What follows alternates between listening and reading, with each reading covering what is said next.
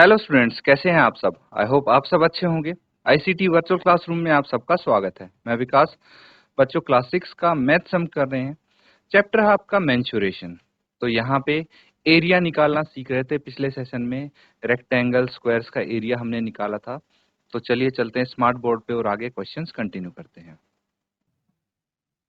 तो बच्चों, क्वेश्चन देखिए। अब यहाँ पे एक क्वेश्चन पिछले सेशन में होमवर्क के लिए आपको मिला था। उम्मीद करता हूँ आपने इसका एरिया जरूर निकाल लिया होगा। ठीक है, तो हम कैसे करेंगे। यहाँ पे बोला गया है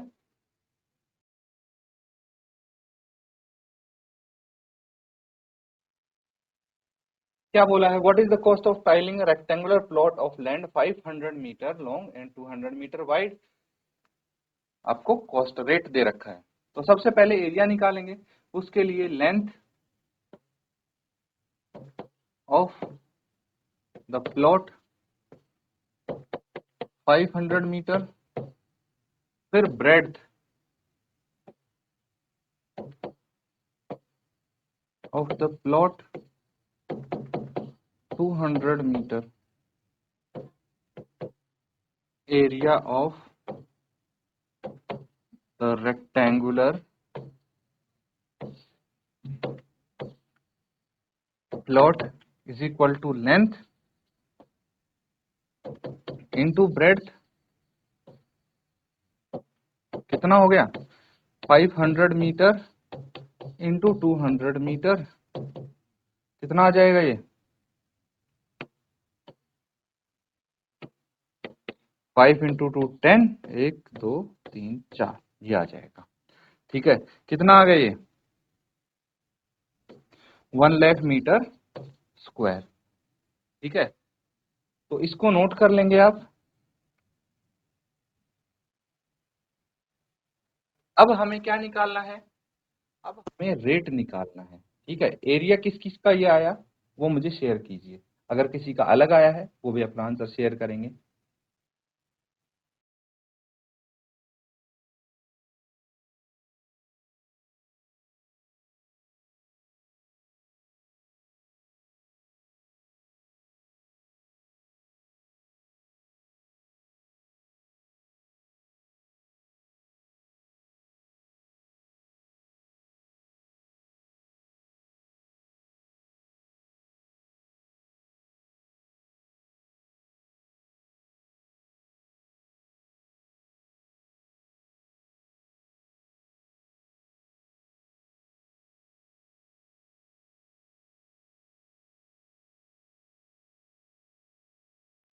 तो ठीक है बच्चों, अब क्या करना है, हमें गिवन है cost of tiling 100 square metre 8 rupees है। ठीक है, तो सबसे पहले ये लिखें, cost of tiling area of 100 metre square is equal to ₹8। मतलब 100 मीटर स्क्वायर में अगर टाइल लगेंगे तो 8 रुपए के खर्चा आएगा। ठीक है, तो मुझे बताना है टोटल एरिया कितना है जिसमें टाइल लगानी है। Cost of tiling area of 1 metre square कितना हो जाएगा, 8/100 रुपीज। लेकिन मुझे चाहिए cost of tiling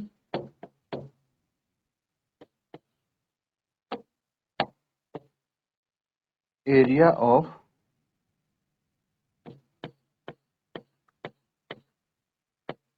1 lakh metre square. ये कितना आ जाएगा, रुपीज 8/100 इंटू 1 लाख। ठीक है, कितना आ गया, रुपीज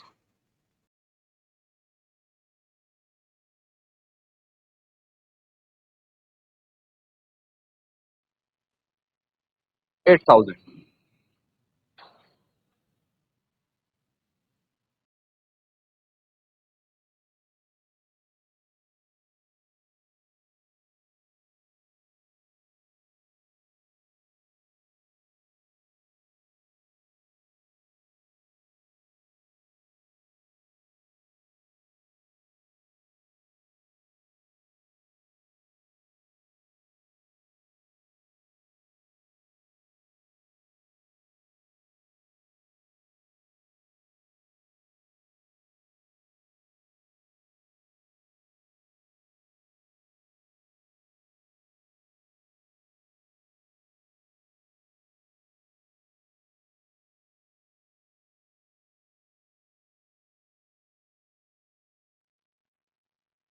तो बच्चों सबने नोट कर लिया ये?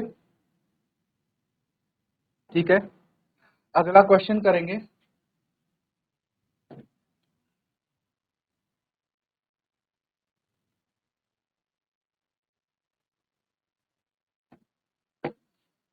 क्वेश्चन समझिए। A room 4 metre long and 3 metre 50 centimetre wide. तो इसको आप लिखेंगे इज, ठीक है, ये इज है।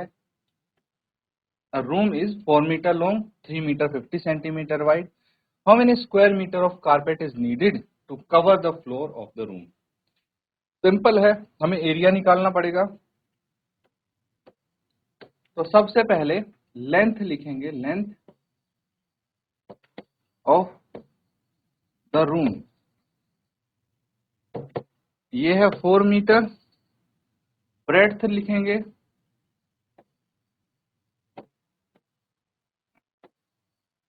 ऑफ द रूम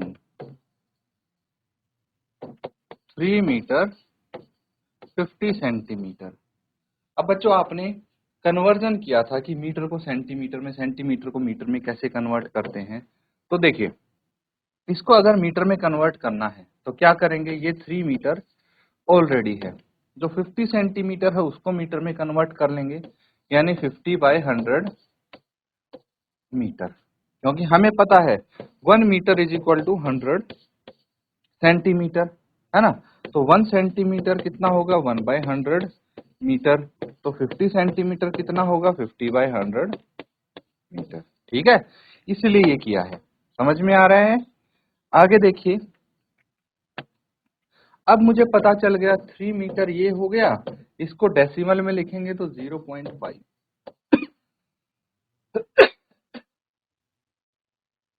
ये 0.5 मीटर आ गया। तो 3.5 मीटर इसकी ब्रेड्थ आ जाती। एरिया निकालेंगे, area of the rectangular room, कितना होगा इसका एरिया, लेंथ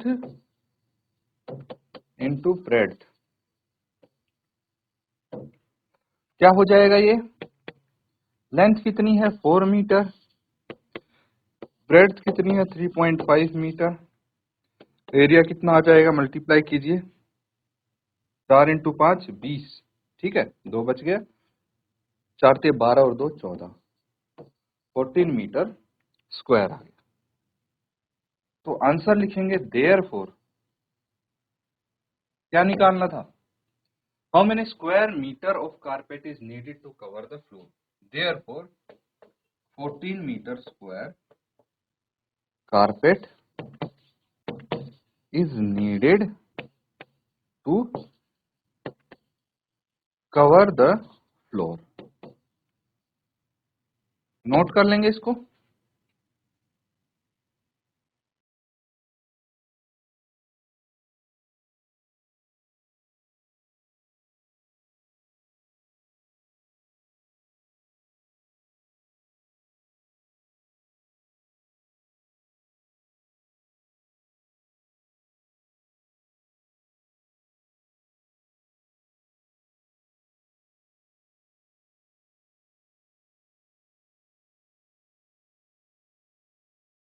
ठीक है, अगला सवाल करेंगे बच्चों,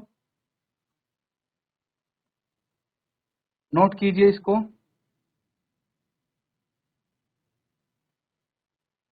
A floor is 5 meter long, 4 meter wide.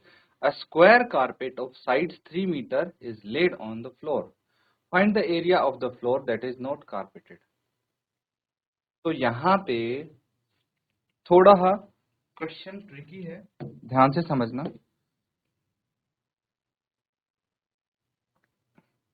देखिए, ये है एक आपका फ्लोर, ठीक है, जिसकी लंबाई है 5 मीटर, चौड़ाई है 4 मीटर। अब एक स्क्वायर कारपेट बिछाई है इस पे, ठीक है।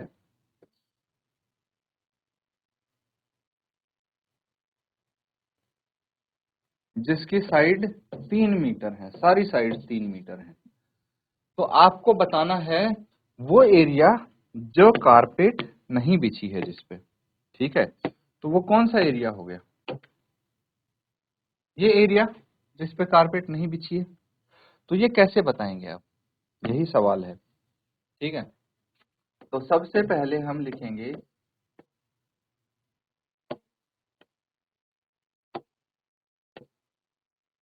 लेंथ ऑफ द फ्लोर, ये है 5 metre. Breadth of the floor, ये 4 मीटर है। अब एरिया चाहिए हमें, area of the rectangular floor, ये कितना है? रेक्टेंगुलर फ्लोर का एरिया होगा लेंथ इंटू ब्रेड्थ, यानी 5 इंटू 4, ठीक है। कितना आ गया ये? 20 मीटर स्क्वायर। ये एरिया आ गया रेक्टेंगुलर फ्लोर का। अब हमें जो side of the square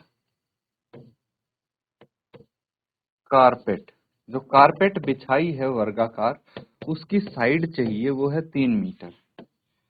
area क्या है? Area of the square carpet कितनी है? ये साइड का स्क्वायर, यानी 3 मीटर का स्क्वायर, ये आ गया 9 मीटर स्क्वायर। हमें क्या चाहिए? Area of the floor that is not carpeted. तो हम यहाँ पे निकालेंगे area, area of the floor that is not carpeted. कैसे निकलेगा? तो इसके लिए हमें क्या चाहिए? Total area of the floor minus area of the square carpet. ये दोनों ही निकाले हुए हैं हमने। ये तो 20 है, माइनस 9 मीटर स्क्वायर, कितना आ जाएगा? 11 मीटर स्क्वायर। ये आपका आंसर होगा, नोट कर लेंगे।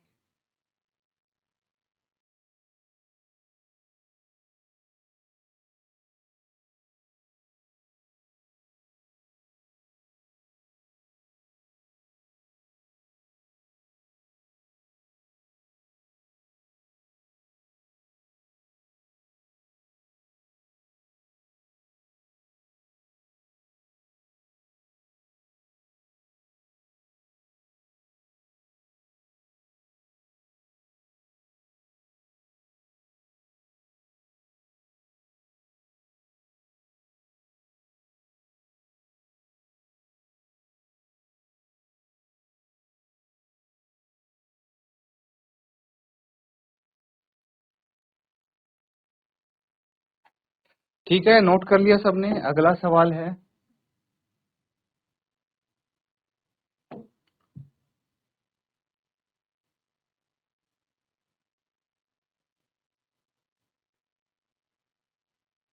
Five square flower beds, each of side 1 meter, are dug on a piece of land 5 meter long, 4 meter wide. What is the area of the remaining part of the land? जो पिछला question था बिल्कुल वैसा ही है ये, कि एक land का है एरिया और इसमें 5 हमने वर्गाकार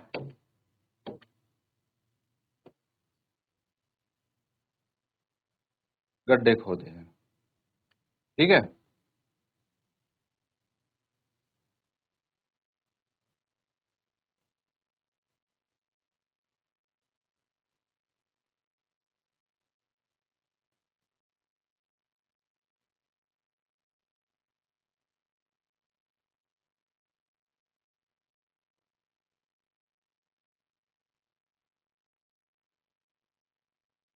ठीक है। ऐसे 5 इसमें गड्ढे खोद दिए हैं। जो ये लैंड है इसकी लंबाई 5 मीटर है, चौड़ाई 4 मीटर है, और जो ये गड्ढे हैं इनकी जो साइड है वो 1 मीटर है। ये 1 मीटर है। आ रहा है समझ में? सबकी साइड 1 मीटर है। ये 1 मीटर, 1 मीटर, 1 मीटर। ठीक है। तो आपको बताना है कि जो बचा हुआ एरिया, बचा हुआ क्षेत्रफल कितना है। बचा हुआ क्षेत्रफल यानी ये वाला एरिया।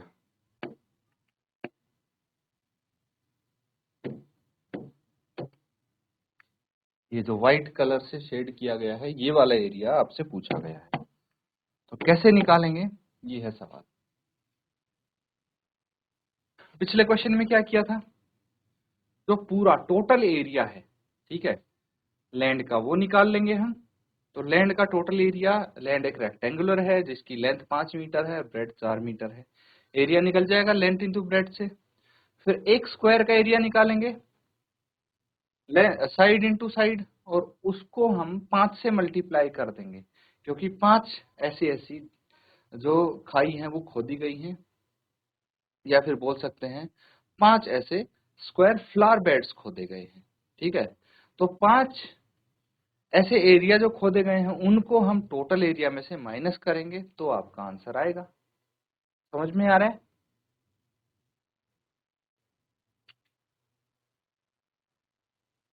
तो ये जो क्वेश्चन है होमवर्क में आप कंप्लीट करेंगे, इसको नोट कर लीजिए।